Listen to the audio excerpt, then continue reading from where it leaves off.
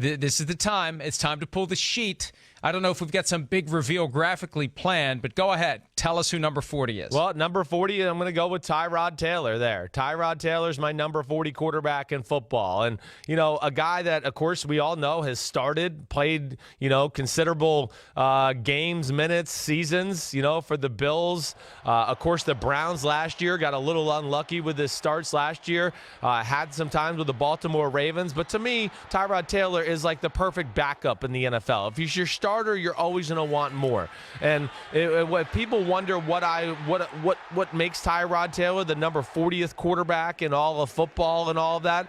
I think, first of all, he's athletic. I get that. But what holds him back, I know people ask me sometimes. And I do think it's more of he's a little bit of a game manager, Mike. I think that's one thing that is, bothered me about Tyrod Taylor. And we saw that as soon as Baker Mayfield got in the game last year with the Cleveland Browns. All of a sudden, the ball started aggressively being pushed down the field. Tyrod Taylor is one of those guys who, not going to turn over the ball. He's going to have good completion percentage, but he's going to leave some yards and plays that are there to be had down the middle of the field at times because he's too conservative in nature and too consumed with managing the football game in general. 3 years as the full-time starter for the Buffalo Bills before being traded to Cleveland. And really, when the most memorable thing from his tenure with the Browns is the question of whether or not his first name is Tyrod or Tyrod, if that's the first thing you think of when you think of his time with the Browns was not very memorable. And really, you could argue that his performances early in the season made it even more clear that Baker Mayfield should have been the Week 1 starter, making the decision to put Taylor in front of Mayfield even more questionable after the fact. But, here's the thing. He's not a starter. He's a backup for Phillip Rivers in L.A. now. Is he good enough? You say he's a game manager. Is he good enough that he could come in the event that Rivers ever would get injured and miss a game or two? Could he come in and win a game for you if you had the opportunity to get him ready, spend the whole week coming up with a game plan that works for Tyrod Taylor, get him out there on the field, and trust him to get a victory? Yes, you definitely can. There's no doubt about it. That's the thing you like. Now, are you going to be able to put him in the game and go, hey, let's have the same freewheeling offense that we've had, with Phillip Rivers. We're going to just let the guy control the field and he'll make the right decisions throwing the football, all that? No. There's going to have to be a different plan of attack. Will you still be able to be effective in the drop back pass game? Yes.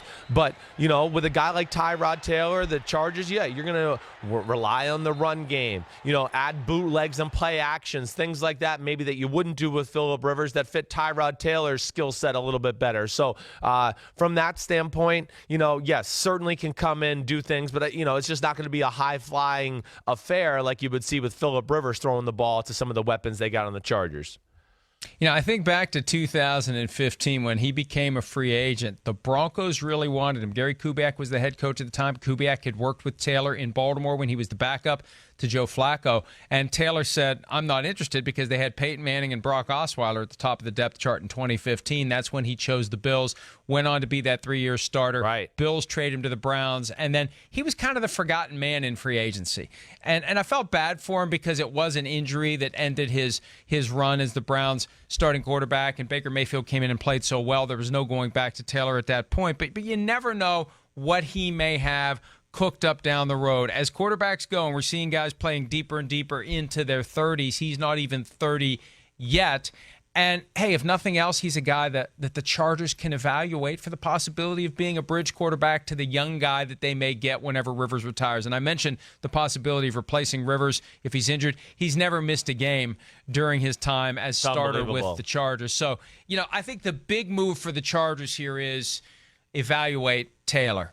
Could he be a guy that becomes that 2 or 3 year answer while you keep looking for the next long-term franchise quarterback if and when Phillip Rivers ever walks away? And 40, there's nothing. There's no shame in being number 40 if you're not a starter. Yeah. Right? You're not number 1 on the depth chart of your team.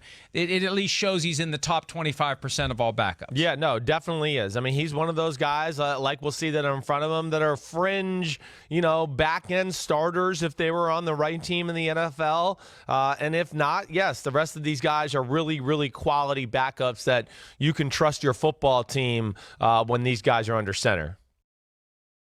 Hi, I'm Mike Tirico, and thanks for watching. Make sure to hit subscribe for the latest news and highlights from NBC Sports.